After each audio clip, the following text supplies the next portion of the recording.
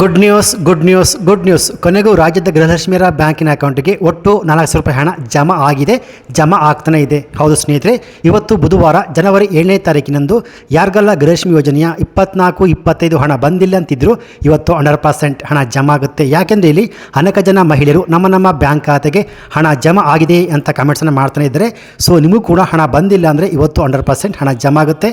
So ಹಾಗೆಯೇ ಇವತ್ತು ಯಾವೆಲ್ಲ ಜಿಲ್ಲೆಗಳಿಗೆ ಒಟ್ಟು 4,00,000 ರೂಪಾಯಿ ಹಣ ಅಂದರೆ 24-25 ಹಣ ಜಮಾ ಆಗುತ್ತೆ. ಸೊ ಹಾಗಾದ್ರೆ ಇಂದು ಬುಧವಾರ ಜನವರಿ 7ನೇ ತಾರೀಕಿನಂದು ಈ 17 ಜಿಲ್ಲೆಯ ಮಹಿಳಾ ಬ್ಯಾಂಕಿನ ಅಕೌಂಟ್ಗೆ ಒಟ್ಟು 4,000 ರೂಪಾಯಿ ಹಣ ಜಮಾ ಆಗುತ್ತೆ. ಸೊ ಆ ಜಿಲ್ಲೆಗಳು ಯಾವುವು, ಯಾರುಗಳ ಹಣ ಜಮಾ ಆಗುತ್ತೆ, ಹಾಗೆ ಇನ್ನು ಮುಂದೆ 8 ಲಕ್ಷಕ್ಕಿಂತಲೂ ಅಧಿಕ ಮಹಿಳಾ ಬ್ಯಾಂಕಿನ ಅಕೌಂಟ್ಗೆ ಗೃಹಲಕ್ಷ್ಮಿ ಯೋಜನೆಯ ಯಾವುದೇ ಕಂತುಗಳ ಹಣ ಜಮಾ ಆಗುವುದಿಲ್ಲ. ಸೊ ಏನಕ್ಕೆ ಜಮಾ ಆಗೋದಿಲ್ಲ ಅನ್ನೋ ಕಂಪ್ಲೀಟ್ ಮಾಹಿತಿ ಇಲ್ಲಿದೆ. ಸೊ ನೀವು ಕೂಡ ಗೃಹಲಕ್ಷ್ಮಿ ಯೋಜನೆ ಹಣಕ್ಕಾಗಿ ವೇಟ್ ಮಾಡ್ತಿದ್ರೆ ಈ ವಿಡಿಯೋನ ಸ್ಕಿಪ್ ಮಾಡಬೇಡಿ. ಬನ್ನಿ ವಿಡಿಯೋವನ್ನು ಶುರು ಮಾಡೋಣ.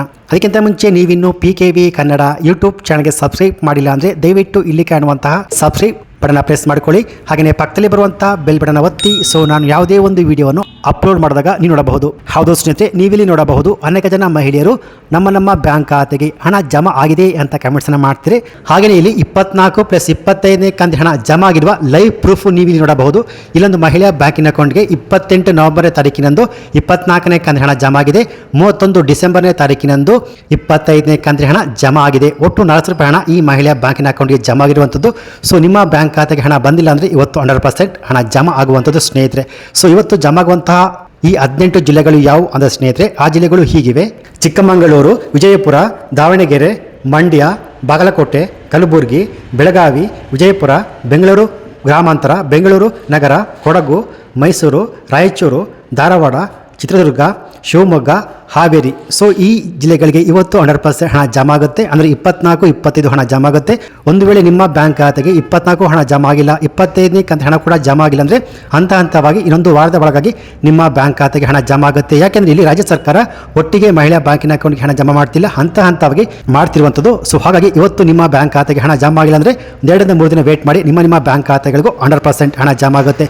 ಒಂದು ವೇಳೆ ಒಂದು ವಾರದ ನಂತರವೂ ನಿಮ್ಮ ಬ್ಯಾಂಕಿನ ಅಕೌಂಟ್ಗೆ ಈ ಗೃಹಲಕ್ಷ್ಮಿ ಯೋಜನೆಯ ಹಣ ಬಂದಿಲ್ಲ, 22-23 ಬಂದಿಲ್ಲ, ಜೊತೆಗೆ 24-25 ಹಣ ಬಂದಿಲ್ಲ ಅಂದರೆ ಇನ್ನೊಂದು ವಾರದ ನಂತರ ಹಣ ಬಂದಿಲ್ಲ ಅಂದರೆ ನಿಮ್ಮ ಮನೆಯಲ್ಲಿ ಯಾರಾದರೂ IT GST ಫೈಲ್ ಮಾಡ್ತಿದ್ದೀರಾ ಒಮ್ಮೆ ಚೆಕ್ ಮಾಡಿಕೊಳ್ಳಿ. ಒಂದು ವೇಳೆ ನಿಮ್ಮ ಮನೆಯಲ್ಲಿ ಯಾರು ಕೂಡ IT GST ಫೈಲ್ ಮಾಡ್ತಿಲ್ಲ, ನಮ್ಮ ಬ್ಯಾಂಕ್ ಖಾತೆಗೆ ಹಣ ಬಂದಿಲ್ಲ ಅಂದರೆ ಏನು ಮಾಡಬೇಕು ಅಂದರೆ ಸ್ನೇಹಿತರೆ, ನಿಮ್ಮ ಹತ್ತಿರದ ಮಹಿಳಾ ಮತ್ತು ಮಕ್ಕಳ ಕಲ್ಯಾಣ ಇಲಾಖೆ ಅಲ್ಲೋಗ್ಬಿಟ್ಟು ನಿಮ್ಮ ಗೃಹಲಕ್ಷ್ಮಿ ಯೋಜನೆಯ ಅರ್ಜಿ ಅಪ್ಲಿಕೇಶನ್ ಫಾರ್ಮ್ ಏನಾಗಿದೆ ಅಂತ ಚೆಕ್ ಮಾಡಿಕೊಳ್ಳಿ. ಕೆಲವೊಂದು ಸಲ ಟೆಕ್ನಿಕಲ್ ಸಮಸ್ಯೆಯಿಂದ ಸ್ವಲ್ಪ ಜನ ಮಹಿಳಾ ಬ್ಯಾಂಕಿನ ಅಕೌಂಟ್ಗೆ ಹಣ ಜಮಾ ಆಗ್ತಿಲ್ಲ.